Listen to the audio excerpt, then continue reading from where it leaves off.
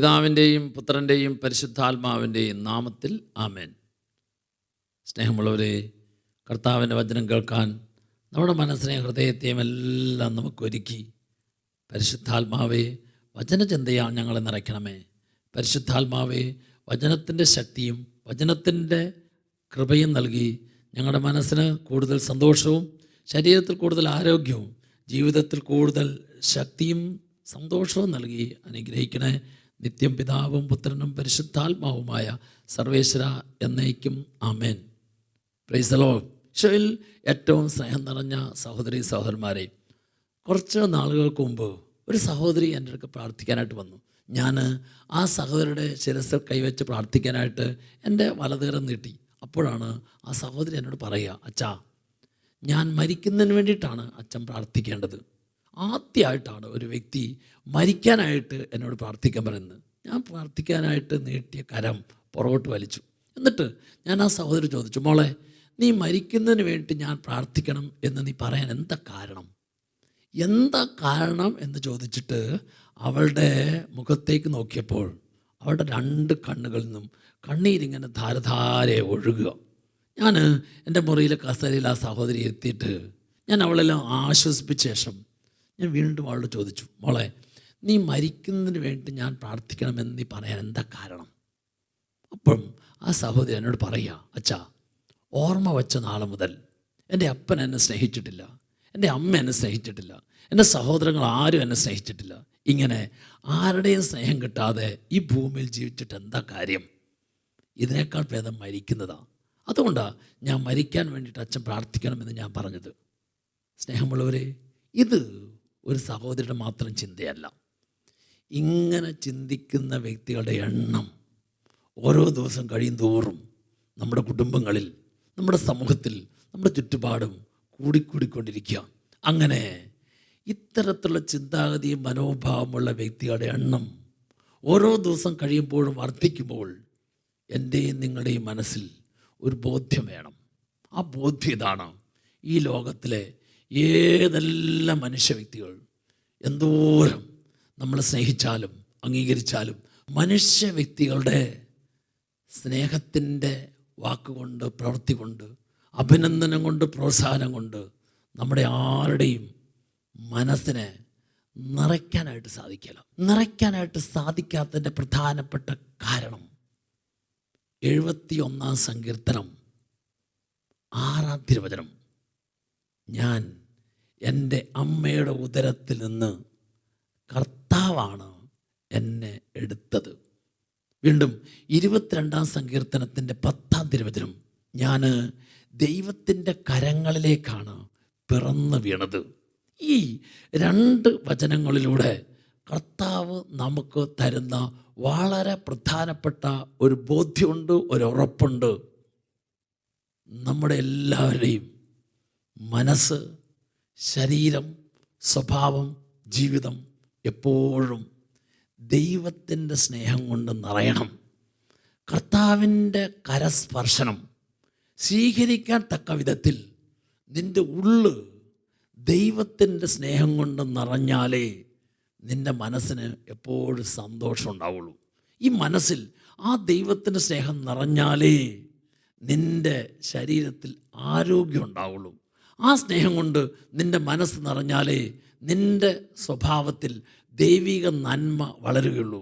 ആ സ്നേഹം കൊണ്ട് നിൻ്റെ മനസ്സ് നിറഞ്ഞാലേ ജീവിതത്തിലെ ഏതവസ്ഥയെയും സന്തോഷത്തോടെ, തൻ്റെ ഇടത്തോടെ അതിജീവിക്കാനായിട്ട് നിനക്ക് സാധിക്കുള്ളൂ. ഒരു ദമ്പതികളുടെ ധ്യാനത്തിൽ ഞാൻ ഭാര്യമാരോട് ചോദിച്ചു, നിങ്ങളുടെ വിവാഹം കഴിഞ്ഞ് ഈ ആഴ്ചയിൽ നിങ്ങൾ കർത്താവിൻ്റെ സന്നിധിയിൽ കടന്നു വരുന്നത് വരെ നിങ്ങളുടെ ഇന്നലകളുടെ ജീവിതത്തിൽ എന്തെങ്കിലും ഭർത്താവിൻ്റെ മുഖത്ത് നോക്കിയിട്ട്, ചേട്ടാ എന്നെ എന്തോരം സ്നേഹിക്കണേ, എന്നെ സ്നേഹിച്ചത് മതി എന്ന് ദാമ്പത്യ ജീവിതത്തിൻ്റെ ഏതെങ്കിലും നാളുകളിൽ ഭർത്താവിൻ്റെ മുഖത്ത് നോക്കി പറഞ്ഞിട്ടുള്ള ഭാര്യമാരാരെങ്കിലും ഉണ്ടെങ്കിൽ ഒന്ന് കൈ ഉയർത്താൻ പറഞ്ഞു.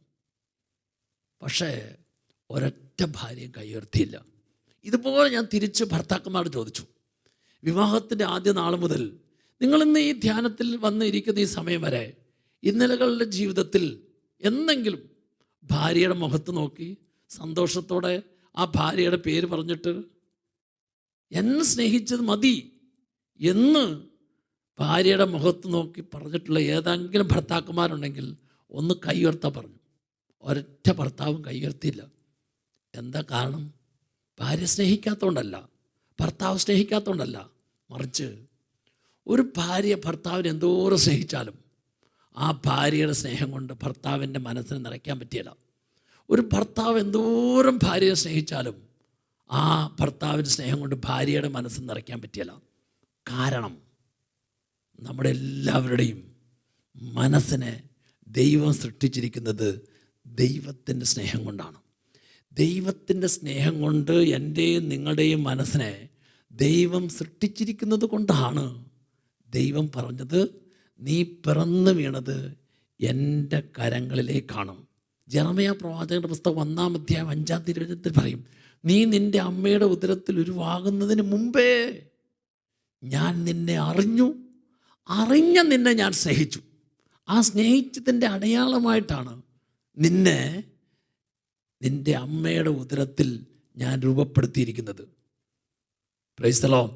അപ്പോൾ സ്നേഹമുള്ളവരെ, നമ്മുടെ എല്ലാവരുടെയും മനസ്സിനെ ദൈവം തൻ്റെ സ്നേഹത്താലാണ് നിറച്ചിരിക്കുന്നതെങ്കിൽ ആ സ്നേഹം കൊണ്ട് നമ്മുടെ മനസ്സ് അനുദിനം നിറഞ്ഞെങ്കിൽ മാത്രമേ ഈ നിറവ് നമ്മുടെ മുഖത്ത് സന്തോഷം തരികയുള്ളൂ, നമ്മുടെ ജീവിതത്തിൽ സമാധാനം തരികയുള്ളൂ, നമ്മുടെ ജീവിതത്തിൻ്റെ വ്യത്യസ്തമായ അവസ്ഥകളിൽ നമുക്ക് പിടിച്ചു നിൽക്കാനും ഉയർന്നു പോകാനും സാധിക്കുകയുള്ളൂ. അതുകൊണ്ട് ദൈവത്തിൻ്റെ സ്നേഹം നമ്മളെ ഓരോരുത്തരെയും മനസ്സിനെ സന്തോഷിപ്പിക്കുന്നു, മനസ്സിനെ ശക്തിപ്പെടുത്തുന്നു, ജീവിതത്തിൽ ബലവും കരുത്തും തരുന്നു.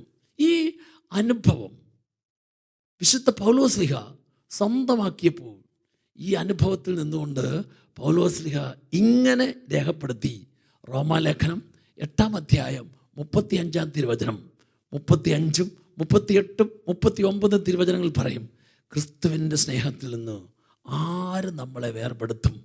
ദുഃഖമോ ദുരിതമോ പീഡനമോ പട്ടിണിയോ നഗ്നതയോ ആപത്തോ വാളോ ഈ ലോകത്തുള്ളവയ്ക്കോ വരാനിരിക്കുന്നവയ്ക്കൊന്നിനും ഞാൻ അനുഭവിച്ച സ്വന്തമാക്കിയ ക്രിസ്തുവിൻ്റെ സ്നേഹത്തിൽ നിന്ന് എന്നെ വേർപെടുത്താനായിട്ട് സാധിക്കില്ല എന്ന് എനിക്കുറപ്പുണ്ട്.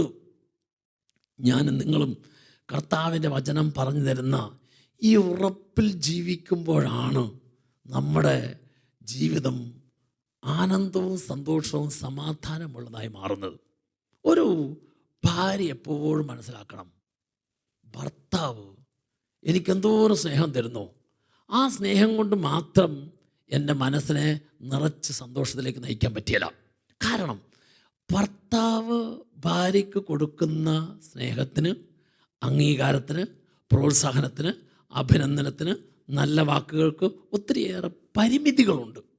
അപ്പോൾ ഭർത്താവിൽ നിന്നും എനിക്ക് കിട്ടുന്ന സ്നേഹം പരിമിതിയുള്ള സ്നേഹമാണ്, ഭാര്യയിൽ നിന്നും എനിക്ക് കിട്ടുന്ന സ്നേഹം പരിമിതിയുള്ള സ്നേഹമാണ്. അപ്പോൾ എങ്ങനെയാണ് ഈ പരിമിതിയുള്ള സ്നേഹത്തെ പരിമിതിക്ക് ഇല്ലാത്ത സ്നേഹത്തിലേക്ക് കൊണ്ടുവരാൻ സാധിക്കുന്നത്? അതിന് ഭർത്താവ് ഇന്ന് എനിക്ക് 60% സ്നേഹം തന്നാൽ ഈ ഭർത്താവിൽ നിന്ന് കിട്ടേണ്ട 40 കുറഞ്ഞിട്ടുണ്ട്. അപ്പം എന്ത് ചെയ്യണം? ഈ 60 ഭർത്താവിൽ നിന്ന് സ്വീകരിച്ചിട്ട് കുറയുന്ന 40 ഭർത്താവിന് തന്ന കർത്താവ് തരും. അപ്പോൾ ഭർത്താവിനെ തന്ന കർത്താവ് തരും എന്ന് തിരിച്ചറിഞ്ഞ് ആ ഓരോ ദിവസവും കുറഞ്ഞു പോകുന്നത് എത്രയാണോ ആ കുറഞ്ഞു പോകുന്നതിനെ തരാൻ കഴിവുള്ള കർത്താവിൽ നിന്ന് സ്വീകരിക്കുമ്പോഴാണ് എപ്പോഴും മനസ്സ് 100% സ്നേഹത്തിലേക്ക് വരുന്നത്. ഞാൻ അപ്പനിൽ നിന്ന് ആഗ്രഹിച്ചു 50 കിട്ടി, ബാക്കി 50 അപ്പനെ തന്ന കർത്താവ് തരും. അമ്മയിൽ നിന്ന് ആഗ്രഹിച്ചു 60 കിട്ടി, കുറഞ്ഞു പോകുന്ന 40 ഈ കർത്താവ് തരും. ഇങ്ങനെ നമ്മൾ മനുഷ്യ വ്യക്തിയിൽ നിന്ന് കിട്ടണമെന്ന് ആഗ്രഹിച്ചതുപോലെ കിട്ടാതെ കുറഞ്ഞു പോകുന്നത് മുഴുവൻ ഈ മനുഷ്യ വ്യക്തികളെ എനിക്ക് തന്ന എൻ്റെ കർത്താവ് എനിക്ക് തരും എന്ന ബോധ്യത്തിലേക്ക് വരുമ്പോഴാണ് നമ്മുടെ മനസ്സെന്നും സ്നേഹത്തിൻ്റെ നിറവ് അനുഭവിച്ച് ജീവിക്കാൻ പറ്റുന്നത്. ഈ സ്നേഹത്തിൻ്റെ നിറവ് അനുഭവിച്ച് ജീവിക്കുന്ന മനസ്സ് എപ്പോഴും ആനന്ദമുള്ള മനസ്സായിരിക്കും. ഈ ആനന്ദമുള്ള മനസ്സിനാണ് ആനന്ദമുള്ള പ്രവൃത്തി ചെയ്യാൻ സാധിക്കുന്നത്. നമ്മുടെ എല്ലാ ദിവസത്തെ ജീവിതം സന്തോഷപ്രദമായി തീരണം. ഇതാണ് കർത്താവ് ആഗ്രഹിക്കുന്നത്. അതുകൊണ്ടാണ് ഫിലിപ്പി ലേഖനം 4-ാം അധ്യായം 4-ാം തിരുവചനത്തിൽ പറയുന്നത്, നിങ്ങളെപ്പോഴും നമ്മുടെ കർത്താവിൽ സന്തോഷിക്കും. വീണ്ടും ഞാൻ നിങ്ങളോട് പറയുന്നു, വീണ്ടും നിങ്ങൾ സന്തോഷിക്കും. അപ്പോൾ നമ്മുടെ കർത്താവിൽ സന്തോഷിക്കുവിൻ. എന്താ അതിൻ്റെ കാരണം? മനുഷ്യ വ്യക്തികളിൽ നിന്ന് കുറഞ്ഞു പോകുന്നത് മുഴുവൻ മനുഷ്യ വ്യക്തികൾക്ക് തരാൻ, കുറവ് കൂടാതെ നിറയ്ക്കാൻ, അതിനാണ് ഈശോ മനുഷ്യനായത്. അപ്പം മനുഷ്യനായ യേശുവിന് മനുഷ്യർ തരാത്തത് മുഴുവൻ, മനുഷ്യർ തരുന്നതിൽ കുറഞ്ഞു പോകുന്നത് മുഴുവൻ തരാൻ സാധിക്കും എന്ന് തിരിച്ചറിഞ്ഞ് അതിനെ സ്വീകരിച്ച് അതുകൊണ്ട് നിറയ്ക്കുമ്പോഴാണ് നമ്മുടെ മനസ്സെന്നും ആനന്ദമുള്ള മനസ്സായി മാറുന്നത്. Praise the Lord. അതുകൊണ്ടാണ് ഈ അനുഭവത്തെ സ്വന്തമാക്കിയ സങ്കീർത്തകൻ ഈ അനുഭവത്തിൽ നിന്നുകൊണ്ടാണ് പറയണത്. 34-ാം സങ്കീർത്തനത്തിൻ്റെ 8-ാം തിരുവചനം, കർത്താവ് എത്രയോ നല്ലവനാണെന്ന് നിങ്ങൾ തന്നെ രുചിച്ചറിയുവിൻ. അപ്പം എൻ്റെ അനുദിന ജീവിതത്തിൽ എനിക്ക് ഇത് രുചിച്ചറിയാൻ സാധിക്കണം. ഇങ്ങനെ ഞാൻ അനുദിന ജീവിതത്തിൽ അതിനെ രുചിച്ചറിയാൻ തക്ക വിധത്തിൽ എൻ്റെ മനസ്സിനെ തുറക്കുമ്പോഴാണ് എൻ്റെ മനസ്സ് ആനന്ദമുള്ള മനസ്സാകുന്നത്. എൻ്റെ മനസ്സ് ആനന്ദമുള്ള മനസ്സാകുമ്പോഴാണ് ആ മനസ്സ് ആരോഗ്യമുള്ളതായി മാറുന്നത്. അങ്ങനെ ആരോഗ്യമുള്ള മനസ്സാകുമ്പോഴാണ് ശരീരത്തിന് ആരോഗ്യം ലഭിക്കുന്നത്, ജീവിതത്തിന് ആരോഗ്യം ലഭിക്കുന്നത്, നമ്മൾ ചെയ്യുന്ന പ്രവൃത്തികളെല്ലാം ആരോഗ്യത്തോടു കൂടി ചെയ്യാനായിട്ട് സാധിക്കുന്നത്. Praise the Lord. ഹല്ലേലൂയ. സ്നേഹമുള്ളവരെ, അതുകൊണ്ട് ചരിത്ര പ്രസിദ്ധമായൊരു വചനമുണ്ട്. അതാണ് യെശയ്യാ പ്രവാചകന്റെ പുസ്തകം 49-ാം അധ്യായം 15-ാം തിരുവചനം. അമ്മ മറന്നാലും ഞാൻ മറക്കുകയില്ല. അമ്മ എന്ന് നമ്മൾ ബൈബിൾ വായിക്കുമ്പോൾ വെറും ഒരമ്മയായി മാത്രം കാണരുത്, മറിച്ച് ലോകത്തിലുള്ള സകല മനുഷ്യ വ്യക്തികളുടെയും പ്രതിനിധിയായിട്ടാണ് ബൈബിളിൽ ആ അമ്മ എന്ന വാക്ക് ഉപയോഗിക്കുന്നത്. എന്ന് പറഞ്ഞാൽ മാനുഷിക ബന്ധങ്ങളിൽ മറ്റെല്ലാ ബന്ധങ്ങളെയും വെച്ച് നോക്കുമ്പോൾ സ്വാർത്ഥത ഏറ്റവും കുറവുള്ള ഒരു ബന്ധം അമ്മയ്ക്ക് കുഞ്ഞിനോടുള്ള ബന്ധമാണ്. എന്നാൽ ഇപ്പോൾ നമുക്കറിയാം, കുഞ്ഞുങ്ങളെ നൊന്ത് പ്രസവിച്ച അമ്മ കുഞ്ഞിനെ കുപ്പത്തൊട്ടിയിൽ എറിഞ്ഞു കളയുന്ന, ഉപേക്ഷിക്കുന്ന, അപ്പോൾ കുഞ്ഞുങ്ങളെ നശിപ്പിക്കുന്ന, കൊല്ലുന്ന അമ്മമാരുടെ എണ്ണം ഏറി വരികയാണ്. ഇവിടെ കർത്താവ് പറയുന്നു, ഈ ഭൂമിയിലെ ഏത് മനുഷ്യ വ്യക്തി നിനക്ക് സ്നേഹം തരാൻ മറന്നാലും, അംഗീകാരം തരാൻ മറന്നാലും, പ്രോത്സാഹനം തരാൻ മറന്നാലും ഞാൻ ഒരിക്കലും മറക്കില്ല. ഈ ഒരു ബോധ്യത്തിലേക്ക് നമുക്ക് വരണം. ഈ ഒരു ബോധ്യം നമ്മുടെ ഉള്ളിൽ നിറയുമ്പോഴാണ് ഏതെല്ലാം മനുഷ്യ വ്യക്തികൾ എന്നെ സ്നേഹിച്ചില്ലെങ്കിലും അവരെന്നെ സ്നേഹിച്ചില്ലല്ലോ എന്നോർത്തുള്ള വേദനയും നൊമ്പരവും എൻ്റെ ഉള്ളിൽ ഉണ്ടാകാതെ, മനുഷ്യ വ്യക്തികളിൽ നിന്ന് ആഗ്രഹിച്ചിട്ട് കിട്ടാതെ പോകുന്നത് മുഴുവൻ, കുറഞ്ഞു പോകുന്നത് മുഴുവൻ എൻ്റെ ദൈവം എനിക്ക് തരും എന്ന ബോധ്യത്തിലേക്ക് വന്ന് ആ ബോധ്യത്തിൽ ജീവിക്കാനായിട്ട് സാധിക്കുള്ളൂ. അപ്പം രണ്ടാമതൊരു കാര്യമുണ്ട്. അത് 27-ാം സങ്കീർത്തനത്തിൻ്റെ 10-ാം തിരുവചനം. അവിടെ വചനം പറയുക, അപ്പനും അമ്മയും ഉപേക്ഷിച്ചാലും. ആദ്യത്തിൽ നമ്മൾ കണ്ടു അമ്മ മറന്നാലും. അമ്മ എന്നുള്ളത് ലോകത്തുള്ള സകല മനുഷ്യ വ്യക്തികളുടെ പ്രതിനിധി. അപ്പോൾ ആരെല്ലാം മറന്നാലും ഞാൻ മറക്കിയല്ല. 2, ആരെല്ലാം ഉപേക്ഷിച്ചാലും, അപ്പനും അമ്മയും ഉപേക്ഷിച്ചാലും. അപ്പം അപ്പനും അമ്മ എന്നുള്ളത് ഈ ലോകത്തിലെ സകല പുരുഷനും സ്ത്രീയും ഇവിടെ എല്ലാം പ്രതിനിധിയായിട്ടാണ് കർത്താവിൻ്റെ വചനത്തിൽ ആ അപ്പൻ അമ്മ എന്ന് രേഖപ്പെടുത്തിയിരിക്കുന്നത്. പറയാണ്, ഈ ലോകത്തിലെ ഏതെല്ലാം പുരുഷന്മാരിൽ നിന്ന്, സ്ത്രീയിൽ നിന്ന് നീ സ്നേഹം ആഗ്രഹിച്ചിട്ട്, അംഗീകാരം ആഗ്രഹിച്ച് കിട്ടാതെ പോകുന്നു, അവർ നിന്നെ എന്ത് കാരണങ്ങൾ പറഞ്ഞ് ഉപേക്ഷിച്ചാലും കർത്താവിൻ്റെ വചനം ഉറപ്പ് തരികയാണ്, ഞാൻ നിന്നെ ഉപേക്ഷിക്കുകയില്ല, ഞാൻ നിന്നെ കൈക്കൊള്ളും എന്ന് പറയുമ്പോൾ ആര് നിന്നെ തള്ളിക്കളയുന്നു? തള്ളിക്കളയുന്നത് അനാഥത്വത്തിലേക്കല്ല, ഇല്ലായ്മയിലേക്കല്ല, കുറവിലേക്കല്ല, മറിച്ച് നിറവിൻ്റെ എൻ്റെ കരങ്ങളിലേക്കാണ്, നിറവുള്ള എൻ്റെ കരങ്ങളിലേക്കാണ്. അപ്പോൾ ആരിൽ നിന്ന് കിട്ടാതെ തള്ളിക്കളയുന്നോ അപ്പോഴെല്ലാം നിറവുള്ള എൻ്റെ കരങ്ങളിൽ നിന്ന് ആ കുറവിനെ മുഴുവൻ നിറയ്ക്കുന്ന അവസ്ഥയിലേക്ക്, അനുഭവത്തിലേക്ക് ഞാൻ നിന്നെ നയിക്കും. Praise the Lord. എന്തുകൊണ്ടാണ്? അതായത് ആരെല്ലാം മറന്നാലും നിന്നെ ദൈവം മറക്കാത്തതിൻ്റെ, ആരെല്ലാം ഉപേക്ഷിച്ചാലും ദൈവം നിന്നെ ഉപേക്ഷിക്കാത്തതിൻ്റെ കാരണം എന്താ? ആ കാരണമാണ് യെശയ്യാ പ്രവാചകന്റെ പുസ്തകം 43-ാം അധ്യായത്തിൻ്റെ 4-ാം തിരുവചനം. അവിടെ പറയുകയാണ്, നീ എനിക്ക് വിലപ്പെട്ടവനായതുകൊണ്ട്. 2, നീ എനിക്ക് ബഹുമാന്യനായതുകൊണ്ട്. 3, നീ എനിക്ക് പ്രിയങ്കരനായതുകൊണ്ട്. അപ്പോൾ നീ എനിക്ക് വിലപ്പെട്ടവനും ബഹുമാന്യനും പ്രിയങ്കരനുമായതുകൊണ്ട് ആരെല്ലാം തന്നില്ലെങ്കിലും ഞാൻ തരാതിരിക്കുകയില്ല, ആരെല്ലാം സ്നേഹിച്ചില്ലെങ്കിലും ഞാൻ സ്നേഹിക്കാതിരിക്കുകയില്ല, ആരെല്ലാം ബഹുമാനിച്ചില്ലെങ്കിലും ഞാൻ നിന്നെ ബഹുമാനിക്കുന്നു. എന്തെന്നാൽ നീ എനിക്ക് ഏറ്റവും വിലപ്പെട്ടവനാണ്, നീ എനിക്ക് ഏറ്റവും ബഹുമാന്യനാണ്, നീ എനിക്ക് ഏറ്റവും പ്രിയങ്കരനാണ്. മനുഷ്യ വ്യക്തികളിൽ നിന്നും വ്യത്യസ്തമായ രീതിയിൽ നാം ആഗ്രഹിച്ചിട്ട് കിട്ടാതെ വരുന്ന ഏത് കാര്യമാണോ, കുറഞ്ഞു പോകുന്ന ഏത് കാര്യമാണോ, അതിനൊന്നും ഒരിക്കലും നമ്മുടെ മനസ്സ് നിരാശപ്പെടരുത്, നമ്മുടെ മനസ്സ് വേദനിക്കരുത്, നമ്മുടെ മനസ്സ് നൊമ്പരപ്പെടരുത്. ഒരു ബോധ്യം വേണം, ആരെന്നെല്ലാം ആഗ്രഹിച്ചിട്ട് എന്തെല്ലാം കിട്ടാതെ പോകുന്നോ, ഈ കിട്ടാതെ പോകുന്നത് മുഴുവൻ എൻ്റെ ദൈവം എനിക്ക് തരും. ആ തരുന്ന ദൈവം എന്നെ ഏറ്റവും കൂടുതൽ സ്നേഹിക്കുന്നു, ശ്രദ്ധിക്കുന്നു, പരിഗണിക്കുന്നു, അംഗീകരിക്കുന്നു. ഈ ഒരു ബോധ്യമാണ് ജീവിതത്തിലെ ഏത് പ്രതിസന്ധികളെയും ബുദ്ധിമുട്ടുകളെയും പ്രയാസങ്ങളെയും തൻ്റെ ഇടത്തോടെ നേരിടാനായിട്ട് സഹായിക്കുന്നത്. ഈ ഒരു ബോധ്യം നമ്മളെ നയിക്കുന്ന അടുത്തൊരു കാര്യമാണ്.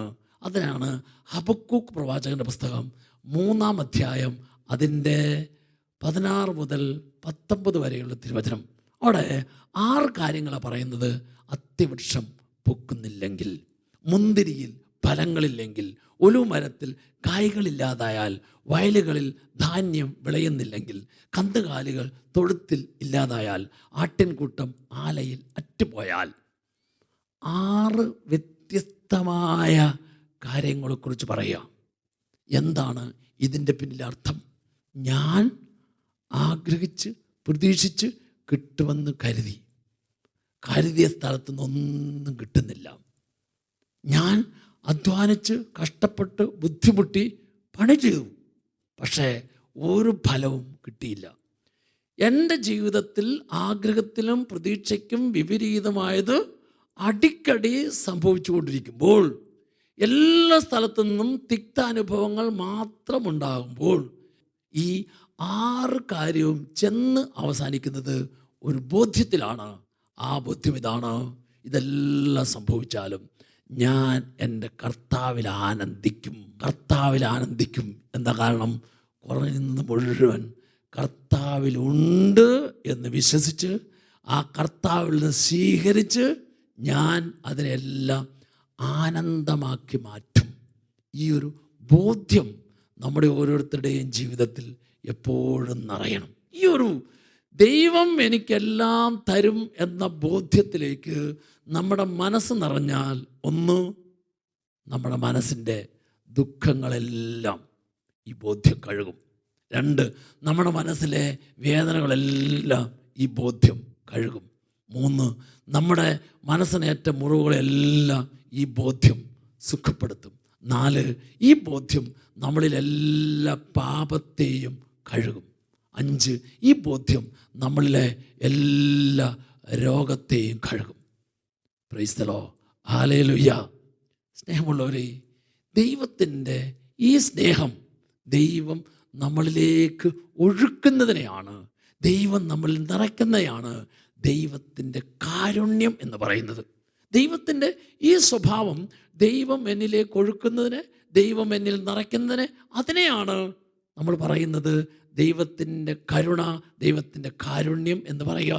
അപ്പോൾ എനിക്ക് അർഹതയില്ലാത്തത് ഔദാര്യമായിട്ട് ദൈവത്തിൽ നിന്ന് കിട്ടുന്നതാണ് ദൈവത്തിൻ്റെ കരുണ. എനിക്ക് അർഹതയില്ലാത്തത് ഔദാര്യമായിട്ട് ദൈവം എനിക്ക് തരുന്നു.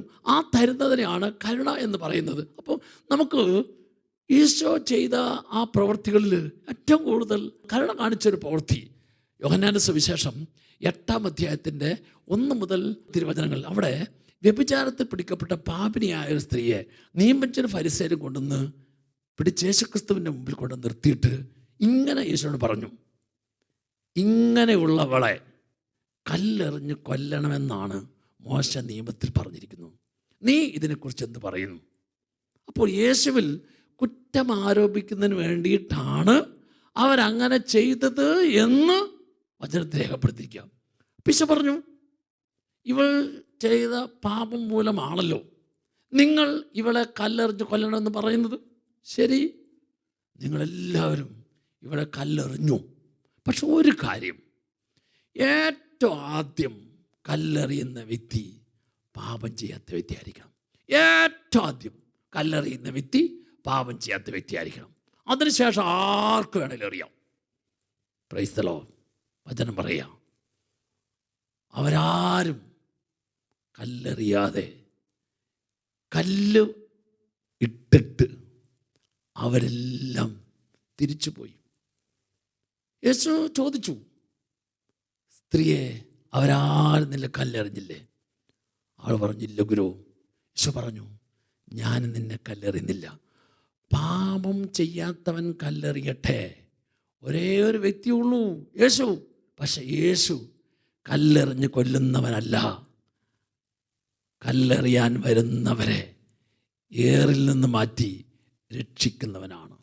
ഇതാ ആ സ്ത്രീയിലേക്ക് യേശു ഒഴുക്കിയ ആ കരുണയാണ് അവളോടുള്ള യേശുവിൻ്റെ സ്നേഹം. ഓർക്കണം, ആ സ്നേഹം, ആ കാരുണ്യം, അത് എൻ്റെ ഇന്നലകളിലെ ജീവിതത്തെ മുഴുവൻ കഴുകി എന്നെ ഇന്ന് ഒരു പുതിയ വ്യക്തിയാക്കി മാറ്റുന്നു. ഈ മാറ്റുന്ന അനുഭവത്തെ ഞാൻ ഇന്ന് സ്വീകരിക്കുന്നതാണ് ഇന്ന് കർത്താവ് എനിക്ക് തരുന്ന സ്നേഹത്തിൻ്റെ നിറവ് എന്ന ബോധ്യമാണ് നമ്മുടെയൊക്കെ ജീവിതത്തെ സന്തോഷത്തോടെ ഓരോ ദിവസവും ജീവിക്കാനായിട്ട് പ്രേരിപ്പിക്കുന്നത്. Praise the Lord. സ്നേഹമുള്ളവരെ, ഞാൻ വായിച്ചിട്ടുള്ള പുസ്തകങ്ങൾ വെച്ച് ഞാൻ ഏറ്റവും കൂടുതൽ ആകർഷിച്ചൊരു പുസ്തകം ഹൂം വിൽ യു പ്ലേസ്, ആര് എനിക്ക് പകരക്കാരനാകും എന്ന പുസ്തകം. ആ പുസ്തകത്തിൽ പറഞ്ഞിരിക്കുന്ന പ്രധാനപ്പെട്ട ഒരു കാര്യം, കാരാഗ്രഹത്തിൽ കിടക്കുന്ന ബറാബാസ് എന്ന കുറ്റവാളിയുടെ അടുക്കിലേക്ക് ഒരു ദിവസം രാവിലെ തടവറ കാവൽക്കാരൻ ചെന്നിട്ട് ബറാബാസിനോട് പറഞ്ഞു, ബറാബാസ്, താങ്കളെ ഈ തടവറയിൽ നിന്ന് മോചിപ്പിക്കാനായിട്ട് ഉത്തരവ് കിട്ടിയിരിക്കുന്നു. താങ്കൾക്ക് പകരം താങ്കൾ ചെയ്ത തെറ്റുകളും കുറ്റങ്ങളും ശിക്ഷയും മുഴുവൻ യേശു എന്ന് പറയുന്ന മനുഷ്യൻ ഏറ്റെടുക്കാനായിട്ട് തയ്യാറായിരിക്കുന്നു. അതിനാൽ താങ്കൾക്ക് പോകാം. തടവറ തുറന്നു കൊടുത്ത് ബറാബാസിനെ കാവൽക്കാരൻ പുറത്തേക്ക് വിട്ടു. പുറത്തിറങ്ങിയ ബറാബാസിൻ്റെ ഉള്ളിൽ വലിയ സന്തോഷമായി, ആനന്ദമായി. അവൻ അങ്ങനെ സന്തോഷത്തോടെ മുമ്പോട്ട് നീങ്ങുമ്പോൾ അവൻ്റെ ബുദ്ധിയിലൊരു ചോദ്യം, യേശു എന്ന് പറയുന്ന മനുഷ്യൻ അവനാരാ? എൻ്റെ തെറ്റുകളും കുറ്റങ്ങളും ശിക്ഷയും മുഴുവൻ ഏറ്റെടുക്കാൻ എന്താ കാരണം? അവനിങ്ങനെ വഴിയിൽ കണ്ട പലരോടും ചോദിച്ചു, യേശു എന്ന് പറയുന്ന മനുഷ്യനറിയോ? അവൻ എന്ത് തെറ്റാ ചെയ്തത്? അവൻ എൻ്റെ കുറ്റവും ശിക്ഷയും ഏറ്റെടുക്കാൻ എന്താ കാരണം? പലരോടും ചോദിച്ചെങ്കിലും ആർക്കും കൃത്യമായിട്ടൊരു ഉത്തരം പറഞ്ഞു കൊടുക്കാൻ സാധിക്കുന്നില്ല. അങ്ങനെ ഉത്തരം കിട്ടാതെ മുമ്പോട്ട് പോകുന്ന ബറാബാസ് കണ്ടുമുട്ടിയ വ്യക്തികളിൽ ഒരു സ്ത്രീ, മറ്റാരിൽ നിന്ന് വ്യത്യാസപ്പെട്ട ഒരു സ്ത്രീ. ആ സ്ത്രീയുടെ മുഖത്ത് കണ്ട പ്രത്യേകമായ ചൈതന്യം, അത് പരിശുദ്ധ കന്യാമറിയമായിരുന്നു. പക്ഷേ മറിയമാണെന്നൊന്നും ബറാബാസിന് അറിയത്തില്ല. ആ സ്ത്രീയുടെ മുഖത്ത് കണ്ട പ്രത്യേകമായിട്ടുള്ള ചൈതന്യം കൊണ്ട് ബറാബാസിൻ്റെ മനസ്സ് പറഞ്ഞു, എൻ്റെ ചോദ്യത്തിന് ഉത്തരം ഈ സ്ത്രീക്ക് തരാൻ സാധിക്കും. അങ്ങനെ പ്രതീക്ഷയോടെ ആ സ്ത്രീയോട് ചോദിച്ചു, യേശു എന്ന് പറയുന്ന മനുഷ്യനറിയോ? അറിയാം. അയാൾ എന്ത് കുറ്റാ ചെയ്തത്? ആ സ്ത്രീ പറഞ്ഞു, അയാൾ എന്തെങ്കിലും തെറ്റോ കുറ്റോ ചെയ്തതായിട്ട് എനിക്കറിയത്തില്ല. എന്നിട്ട് വീണ്ടും പറഞ്ഞു, ദൈവത്തിൻ്റെ സ്നേഹം എന്താണെന്ന് മനുഷ്യർക്ക് തൻ്റെ ജീവിതത്തിലൂടെ കാണിച്ചു കൊടുത്തവൻ, ഒറ്റിക്കൊടുക്കുന്നവനെയും കുറ്റപ്പെടുത്തുന്നവനെയും തള്ളിപ്പറയുന്നവനെയും കുരിശിത്തറയ്ക്കുന്നവനെയും മുഖത്ത് തുപ്പുന്നവനെയും കരണത്തടിക്കുന്നവനെയും സ്നേഹിത എന്ന് വിളിച്ച് മാറോട് ചേർത്ത് ആലിംഗനം ചെയ്ത് അനുഗ്രഹിക്കുന്നവൻ, അവനെ രക്ഷിക്കുന്നവൻ, അത് ഒരു തെറ്റാണെങ്കിൽ അത് മാത്രമേ യേശു ചെയ്തിട്ടുള്ളൂ. അപ്പോൾ ആ സ്ത്രീയിൽ നിന്നും യേശുവിനെക്കുറിച്ച് ഈ ഒരു ഉത്തരം കിട്ടിയപ്പോൾ നേരത്തെക്കാൾ എന്തെന്നില്ലാത്ത ആഗ്രഹമായി ബറാബാസിൻ്റെ മനസ്സിൽ. ഞാൻ യേശുവിനെ കണ്ടേ അടങ്ങൂ, ഇതാ കണ്ടേ അടങ്ങൂ എന്ന് ചിന്തിച്ച അവൻ ഇപ്പോൾ എത്തിപ്പറ്റിയത് കാൽവരി മലയുടെ മുകളിലാണ്. ആ മുകളിൽ നിന്നുകൊണ്ട് അവൻ നോക്കി. അല്പമകലെ 3 ആണികളിൽ കുരിശിൽ തൂങ്ങിക്കിടക്കുന്ന ഒരു മനുഷ്യവ്യക്തി. ആ മനുഷ്യവ്യക്തിയിലേക്ക് അവൻ നോക്കിയപ്പോൾ അവൻ്റെ കണ്ണുകൾ പറഞ്ഞു, നീ അന്വേഷിക്കുന്ന യേശുവാണത്. അവൻ്റെ മനസ്സ് പറഞ്ഞു, അതാണ് യേശു. അവൻ അറിയാതെ അവിടെ മുട്ടുകുത്തി 2 കരങ്ങൾ വിരിച്ചു പിടിച്ചു. എന്നിട്ട് കുരിശിൽ തൂങ്ങിക്കിടക്കുന്ന ക്രൂശിതരുവനായ ഈശോയിലേക്ക് തന്നെ അവനങ്ങനെ നോക്കി നിന്നു. അവനങ്ങനെ നോക്കി നിന്നപ്പോൾ യേശുവിൻ്റെ കുരിശിലെ ആ ശരീരത്തിൽ സംഭവിച്ച മുറിവുകൾ ഓരോന്നും, ആ മുറിവുകളിൽ നിന്നും രക്തത്തുള്ളികൾ തന്നിലേക്ക് ഒഴുകി വരുന്നത് പോലെ തോന്നി. ആ ഒഴുകി വരുന്ന രക്തത്തുള്ളികൾ തൻ്റെ ശിരസ് മുതൽ കാൽപാദം വരെയുള്ള ശരീരാവയവങ്ങളെ മുഴുവൻ കഴുകുന്നു. അവൻ്റെ ഇന്നലകളിലെ പാപജീവിതത്തെ മുഴുവൻ ആ രക്തത്തുള്ളികൾ പൂർണ്ണമായും കഴുകി ശുദ്ധീകരിക്കുന്ന അനുഭവം അവനുണ്ടായി. ഈ അനുഭവത്തിൽ നിറഞ്ഞു നിന്ന ബറാബാസ് അവനറിയാതെ 3 വാചകങ്ങൾ അവൻ്റെ അധരത്തിലൂടെ പുറത്തേക്ക് വന്നു എന്നാണ് ആ പുസ്തകത്തിൽ എഴുതിയിരിക്കുന്നത്. അതിലെ 1-ാമത്തെ വാചകം, ഹീ ടുക്ക് മൈ പ്ലേസ്. 2-ാമത്തെ വാചകം, ഹീ ഡൈഡ് ഫോർ മീ. 3-ാമത്തെ വാചകം അത് വലിയൊരു തീരുമാനത്തിൻ്റെ ബോധ്യത്തിൻ്റെ വാചകമായിരുന്നു. Today onwards now itself I should leave for him. സ്നേഹമുള്ളവരെ, 1, അവൻ എൻ്റെ തെറ്റുകളും കുറ്റങ്ങളും ഏറ്റെടുത്ത് എനിക്ക് പകരക്കാരനായി. 2, അവൻ എനിക്ക് വേണ്ടി മരിച്ചു. 3-ാമത്തെ വാചകം വലിയ ബോധ്യത്തിൻ്റെ ഉറപ്പിൻ്റെ വാചകമായിരുന്നു. ഇന്ന് മുതൽ ഞാൻ അവന് വേണ്ടി ജീവിക്കും. ഈ തീരുമാനവുമെടുത്ത് ലോകത്തിലേക്ക് പോയി ലോകത്തിൽ യേശുവിന് വേണ്ടി ജീവിച്ച് യേശുവിന് വേണ്ടി മരിച്ചു, യേശുവിൻ്റെ വിശുദ്ധനായി തീർന്നു എന്നാണ്. ഹൂം വിൽ യു പ്ലേസ്? ആര് എനിക്ക് പകരക്കാരനാകും എന്ന പുസ്തകത്തിൽ എഴുതിയിരിക്കുന്നത്. Praise the Lord. 1 യോഹന്നാൻ 3-ാം അധ്യായം 1-ാം തിരുവചനം. ആ വചനത്തിൽ നമ്മൾ കുരിശിൽ 3 ആണികളിൽ തൂങ്ങിക്കിടക്കുന്ന ക്രൂശിതനായ ഈശോയിലേക്ക് നോക്കിയിട്ട് വചനം പറയുകയാണ്, കണ്ടാലും എത്ര വലിയ സ്നേഹമാണ് പിതാവ് നമ്മളോട് കാണിച്ചത്. കുരിശിൽ യേശുവിൻ്റെ സ്നേഹത്തിൻ്റെ പൂർണ്ണതയുണ്ട്. ആ പൂർണ്ണത വചനത്തിലൂടെ ഞാനും നിങ്ങളും മനസ്സിലാക്കുമ്പോൾ, ഗ്രഹിക്കുമ്പോൾ, സ്വീകരിക്കുമ്പോൾ ഓർക്കുക, ഇന്നലകളിലെ എൻ്റെ എല്ലാ ദുഃഖങ്ങളും, ഇന്നലകളിലെ എൻ്റെ എല്ലാ വേദനകളും, ഇന്നലകളിലെ എൻ്റെ എല്ലാ മനസ്സിൻ്റെ മുറിവുകളും, ഇന്നലകളിലെ എൻ്റെ എല്ലാ ശാരീരിക രോഗങ്ങളും, ഇന്നലകളിലെ എൻ്റെ എല്ലാ പാപാവസ്ഥയും കഴുകി അവൻ ഇന്ന് എന്നെ ഒരു പുതിയ വ്യക്തിയാക്കി മാറ്റുന്നു. അതിനാൽ ഞാൻ ഇന്നലകളിലെ മനുഷ്യനല്ല, ഇന്ന് ഒരു പുതിയ മനുഷ്യനാണ്. ഈ പുതിയ മനുഷ്യൻ എന്നും യേശുവിൻ്റെ സ്നേഹവും കരുണയും അനുഭവിച്ചുകൊണ്ട് ജീവിക്കാൻ തയ്യാറാകുമ്പോൾ നമ്മുടെ ജീവിതം സന്തോഷത്തിൻ്റെ ജീവിതമാകും, ആനന്ദത്തിൻ്റെ ജീവിതമാകും. ഈ ജീവിതം കൊണ്ട് അനേകരെ രക്ഷയിലേക്ക് നയിക്കാൻ സാധിക്കും. ഈശോയെ, അതിനെന്നെ സഹായിക്കണേ, ശക്തിപ്പെടുത്തണേ. നമുക്ക് ആഗ്രഹിക്കാം. കരങ്ങൾ കൂപ്പി കണ്ണടച്ച് കർത്താവ് വചനത്തിലൂടെ നൽകിയ ബോധ്യങ്ങളും വചനത്തിലൂടെ നൽകിയ പ്രകാശവും നമ്മുടെ മനസ്സിലും ഹൃദയത്തിലും ജീവിതത്തിലെല്ലാം ഒരു പുതിയ ചൈതന്യം സ്വീകരിച്ച് ജീവിക്കാൻ ഈശോയെ ഇടയാക്കണമേ. നിത്യം പിതാവും പുത്രനും പരിശുദ്ധാത്മാവുമായ സർവേശ്വര എന്നേക്കും ആമേൻ.